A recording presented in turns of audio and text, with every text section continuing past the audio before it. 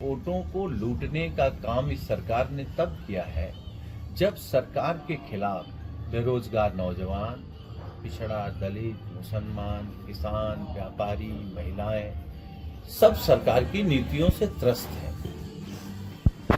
जब आप रोजगार नहीं दे पा रहे हैं, सुरक्षा नहीं दे पा रहे हैं, अच्छे स्वास्थ्य की व्यवस्था नहीं दे पा रहे हैं, एजुकेशन के नाम पर सिर्फ भ्रष्टाचार है, सड़कों पर सिर्फ गड्ढे हैं, बिजली आ नहीं रही है, तो आपकी किन नीतियों से जनता प्रभावित होकर के आपको जिता रही है? इसलिए भारतीय जनता पार्टी अब की चुनाव नहीं लड़ी, अब की पुलिस चुनाव लड़ी है, प्रशासन चुनाव लड़ा है।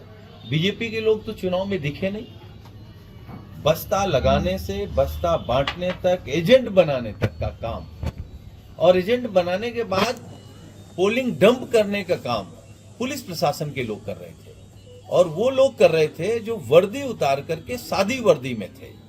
तो अगर कोई सरकार, हमारे नेता माननीय अखिलेश यादव जी ने कहा कि इस लोकतंत्र में लोक से नहीं जीती है भाजपा, तंत्र से भाजपा चुनाव जीती है, तो इस तंत्र को खत्म करने के लिए पूरी समाजवादी पार्टी गांव-गांव जाकर के अभियान चला करके, जागरूकता अभियान हो या प्रशिक्षण शिविर हो या दूसरे कार्यक्रमों के माध्यम से हम लोग जनता के बीच जाएंगे, और जो जनता ने आशीर्वाद 2024 में दिया था, यही समाजवादी पार्टी माननीय अखिलेश यादव जी के नेतृत्व में, इंडिया गठबंधन के नेतृत्व में हम लोगों ने 24 में भारतीय जनता पार्टी को साफ किया था उत्तर प्रदेश से, और 27 में उत्तर प्रदेश से भारतीय जनता पार्टी को साफ करेंगे। सब एक मिनट, चुनाव एक शिफ्ट तो हो गया खत्म, एक बचा हुआ है, वही बहुत अहम है, मिल्कीपुर, वो भी अब होगा। क्या कहेंगे उस पर आप?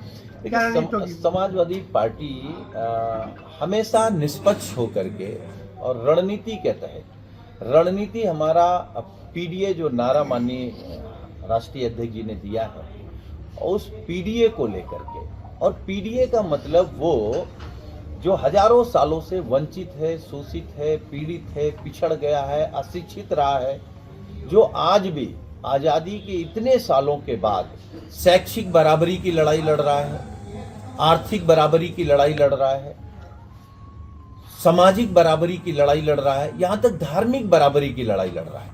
एक तरफ तो भारतीय जनता पार्टी सबको कहती हिंदू है, लेकिन कोई पिछड़ा, दलित अगर मंदिर चला जाए तो उसको गंगा जल से धुलवाएंगे।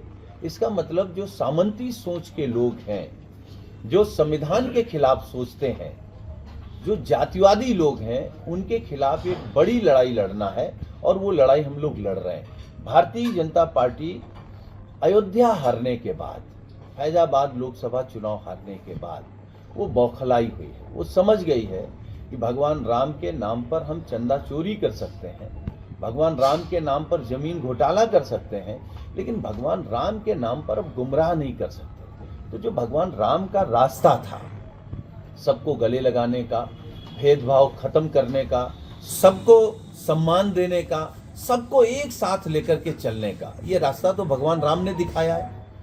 केवट को भी गले लगाया, सबरी के भी जूठे बेर खाए। तो भगवान राम ने सबरी के जूठे बेर खाए, उसी सबरी के समाज को आज भी अगर भारतीय जनता पार्टी, आरएसएस के लोग अछूता मान रहे हैं, उनके समाज से निकले लोगों को कहीं जाने के बाद गंगा जल से धुलवा रहे हैं, तो भगवान राम के रास्ते पर नहीं है।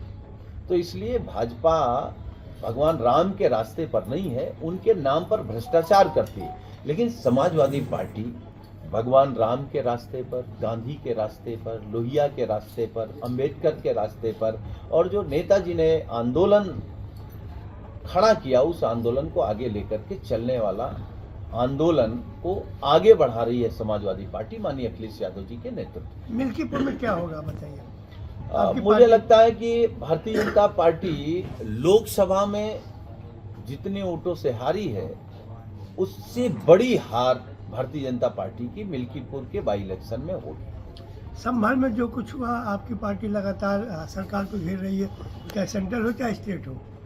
नहीं, संभल में जिस तरीके की घटना हुई है, मुझे नहीं लगता है कि देश में हो या दुनिया में उसको स्वीकार किया जा सकता है। सब लोग उसकी निंदा करते हैं, और हम आपके चैनलों के माध्यम से अनुरोध करेंगे कि सभी लोग शांति का माहौल बनाए रखें। हम शांति की अपील करते हैं। लेकिन आप सोचिए, जिस पुलिस को देख करके हमको, आपको, आम आदमी को, सबको सुरक्षा की भावना आती है, पुलिस को देख करके भय खत्म होता है। लगता है पुलिस आ गई है तो कोई हमको डरा नहीं सकता, कोई हमारे खिलाफ अन्याय नहीं कर सकता। उसी पुलिस को देख करके अगर भय पैदा होता हो, वही पुलिस अगर अन्याय कर रही हो, तो आप सोचिए कि लोकतंत्र कितना खतरे में है। पुलिस के लोगों ने तो संविधान की शपथ खाई है, ईश्वर की शपथ खाई है। अगर गलत करेंगे तो ईश्वर भी सजा देगा, और जब कभी सरकार बदलेगी तो संवैधानिक तरीके से माननीय न्यायालय भी सजा देगा। सुरेंद्र जी, क्या लगता है आपको कि आपका पीडीए नारा जो है फेल हो गया है?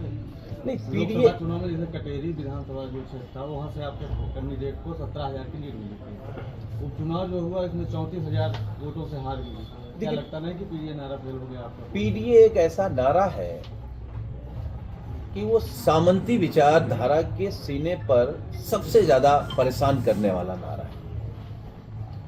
और पीडीए जब एक हो रहा है तो लोगों को तकलीफ हो रही है।